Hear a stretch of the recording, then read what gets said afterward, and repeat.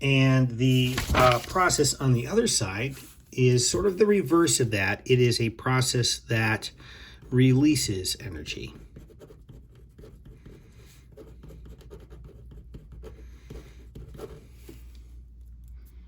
So we're going to focus right now on this little process, and this, of course, is our friend the chloroplast.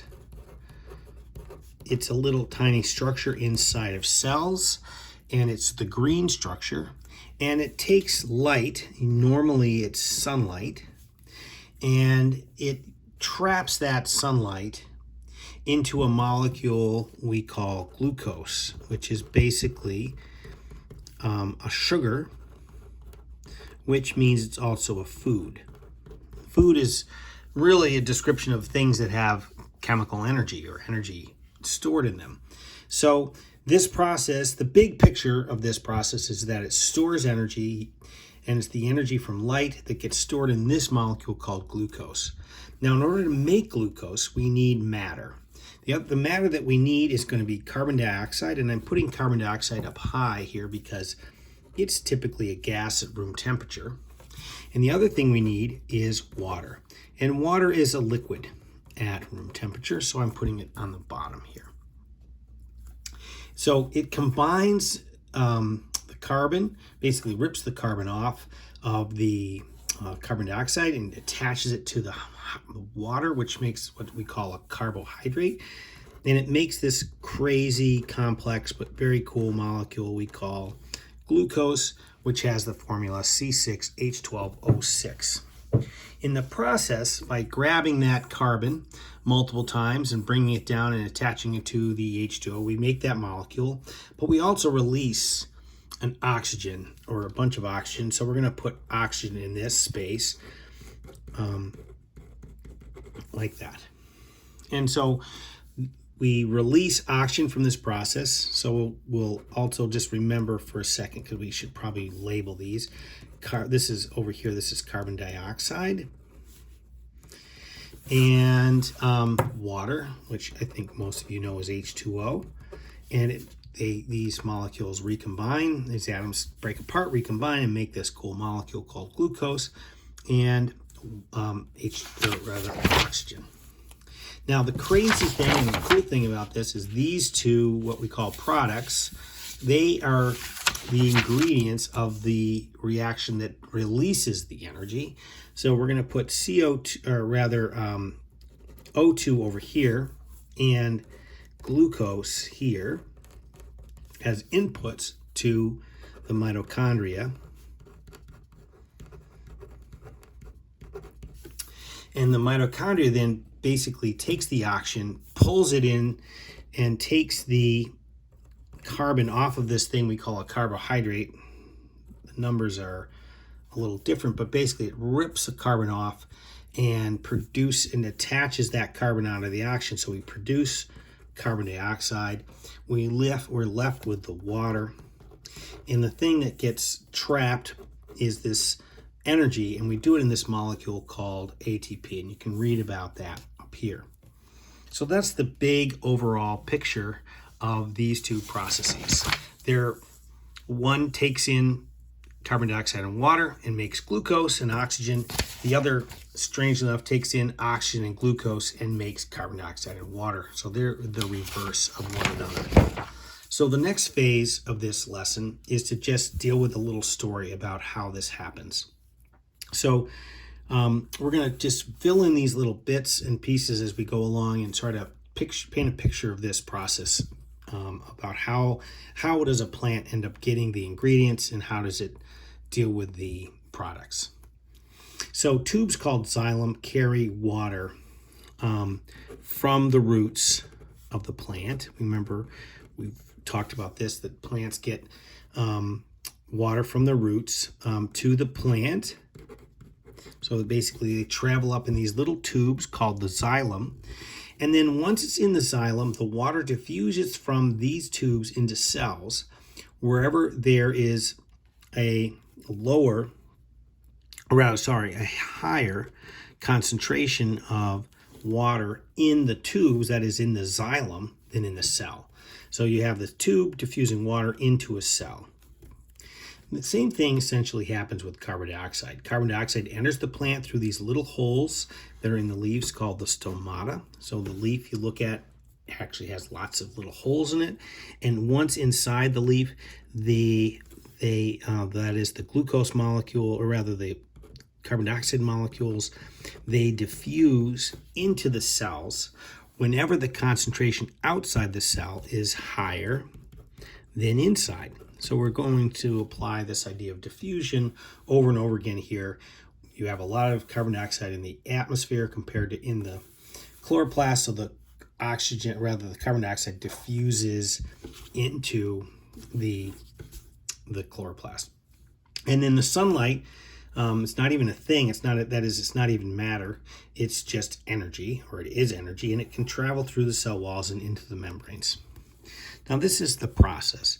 Once in the chloroplast, what the chloroplast does is it uses the sun's energy to break apart the carbon dioxide molecule and the water molecule, and actually quite a few of these, and then it reassembles them to form glucose, which we can write like this, but we can also remember it's actually C6H12O6. So we take these atoms, lots of them, and recombine them to make this bigger molecule, which contains the energy and oxygen molecules. Glucose is so important because it can store some of the energy of the sun inside it. That's what makes it so special. Basically, all the energy we use is from this process. So now, once you make glucose and oxygen, right, we have what we call the products. We're going to follow those. So once the chloroplast makes oxygen, it diffuses around the cell. Some always finds its way to the mitochondria. Remember, on the other side, we have mitochondria, and these are the things that are burning the oxygen. So there's always a low concentration of it. So some of it diffuses out of the cell too, some of this oxygen, and goes off into the air, which is why we have oxygen to breathe actually in the atmosphere. Then the glucose that's produced, the whole point of glucose is to store energy from the sun in a glucose molecule. Once that glucose is made, the glucose diffuses. Remember, we're using this big idea we learned in the egg lab over and over again to where there's less of it. So glucose has two destinations. It can be used as a building block to grow, that is, make the plant bigger. Obviously, the plant starts as a seed and gets bigger. How does it get bigger? It gets bigger because it stacks up those glucose molecules and builds itself to make itself bigger. The other big focus is it's used by the mitochondria to charge up ATP. So that's our story there. Now we're going to focus in on these products being used by the mitochondria on the other side. So here, oxygen, which we start with from the chloroplast, oxygen diffuses away from the chloroplast from where it's released at the chloroplast, and there's lots of it, to where it gets used up, so there's less of it at the mitochondria. So the same way, if you ever make a fire, you always have to feed the fire with fuel because it's burning the fuel. You constantly have to feed this in because there's always a low concentration where it's being used up. So that's what they're talking about there. And the same thing happens with glucose. Glucose diffuses from where it's made in the chloroplast to where there's lots of it there, to where it gets used up by the mitochondria. Now, once in here, remember, I like to draw this little mitochondria kind of like a little fire.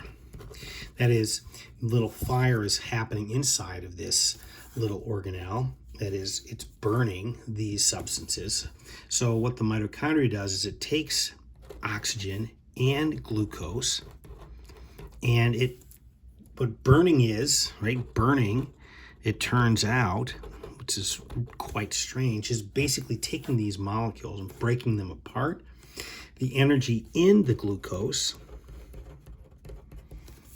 Right, the energy in the glucose is used to recharge the ATP, and then the oxygen and the glucose pieces are made into the products, which is carbon dioxide and water, and then of course some ATP.